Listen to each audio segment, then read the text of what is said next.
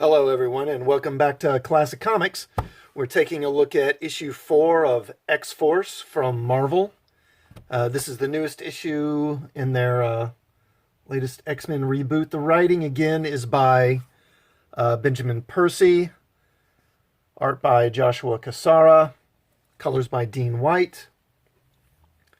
Now, so we got a pretty decent cover here. The cover's actually by Dustin Weaver and Edgar Delgado, featuring Domino and Sage here. Okay, now, if you've been following this book, you know, back in issue 2, okay, now, and by the way, I'm going to be getting into some spoilers here on what's happened in previous issues, so I don't know if you don't want to be spoiled on what's happened in previous issues of X-Force. Might want to go ahead and jump out now, because I'm going to be spoiling events that have happened in previous issues. Okay, so you can go ahead and go now if you want. Now, if you've been following this book, you know that back in issue 2, a human strike team invaded Krakoa, the New Mutant homeland, and killed Professor Xavier. This team was able to infiltrate Krakoa's security systems by tricking the system into believing that they were Domino, by capturing her and then flaying off some of her skin and then grafting it onto their bodies. Now, Wolverine investigated, and it led to a facility in South Korea that was kind of like 3D printing bodies for more assassins. And they also found Domino, who was there.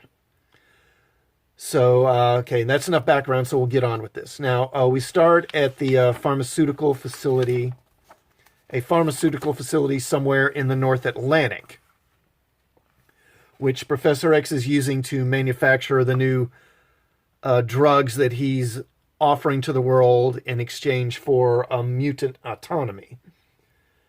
Now, another strike team attacks, and the facility is actually manned by duplicates of Jamie Madrox, the Multiple Man. And so they attack and they kill all the duplicates.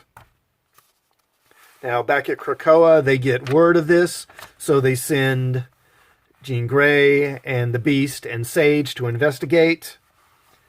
And using her mental abilities, she's able to sort of recreate what happened, and we get this really gorgeous full-page panel here. It looks really nice.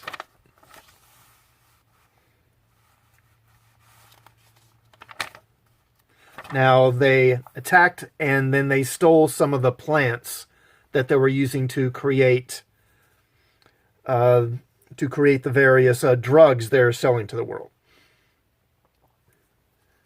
But they find that actually, while they were there, these people also accessed Xavier's computer system and downloaded some data, although they don't know what it's for. Now, they report this to the council that governs Krakoa. And Professor X suggests creating basically a kind of basically a CIA for Krakoa, for mutants. And he suggests this be the new version of X-Force. So finally we're getting X-Force. 4 issues in, we're finally getting a team. But Xavier suggests that this wouldn't simply be a team. He doesn't really want to say it, but he wants it to be, you know, kind of a black ops kind of thing. But also an intelligence gathering unit. But we've already got Wolverine and Kid Omega, who are already who rescued Domino in the previous issue, and so they're essentially already X-Force, although they really haven't called them that yet. And they go to Forge, so Domino can get outfitted with some new equipment, and he gives her this kind of gauntlet that's made from Krakoa's plant-based technology. And it looks kind of like the Witchblade. That's what it reminds me of. If you remember that comic from the 90s. Now then, another strike team attacks another one of Xavier's business holdings in San Francisco. And they break in, and then they scramble Wolverine and Kid Omega and Domino to go investigate. But the strike team, they've taken control of the gates, the gateways that the mutants use to teleport between one facility or another. And they shut off the gates just as Wolverine and Kid Omega and Domino are going through them. And I won't say what happens or show you what happens, but it's another kind of cliffhanger ending. But again, they just resurrect characters now pretty easily, so death doesn't really mean much anymore. I mean, Professor X was killed a couple of issues ago, and now he's back like nothing ever happened, so it's hard to be really moved or exciting by the ending of this comic. Now, overall, I liked it.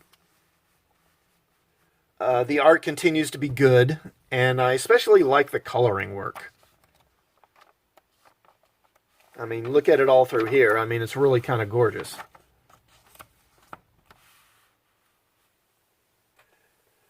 The storyline in the series, it really seems like the best one in these new X books to me. The actions of the characters, they make sense. There doesn't seem to be any woke politics that are kind of being shoehorned in. The plot moves at a decent pace. The dialogue fits the characters. And there's enough of a mystery at work here about who's behind all this to keep me intrigued and willing to come back for the next issue. Now, the only real complaint I have is that all of these new X books, they have, all these white pages in every issue. Now, some of them have expository material that sort of is relevant to the story in the current issue.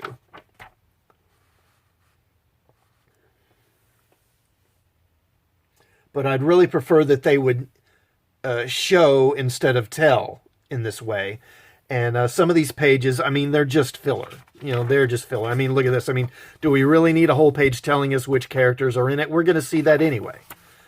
And then here we get a 2-page spread that gives us the creative team and then the title of the comic. I mean, used to be they just have like a little bubble or a little masthead or something that would show that. It's just, this is padding. They're just padding out the book so that you feel like you're getting more story than you really are, that you're getting a full comic when honestly you're really not. They're cheating, really. It's kind of annoying, but really other than that, this is a pretty good issue. So if you can live with the wasted space for the price of $4, then go ahead and check it out. So now if you've already read this issue, let me know in the comments what you thought. Did you like this issue? Did you hate this issue? And also, if you will, please like this video and please subscribe to my channel. And while you're at it, hit the bell for notifications of more videos, and I'll see you all next time. Thanks for watching.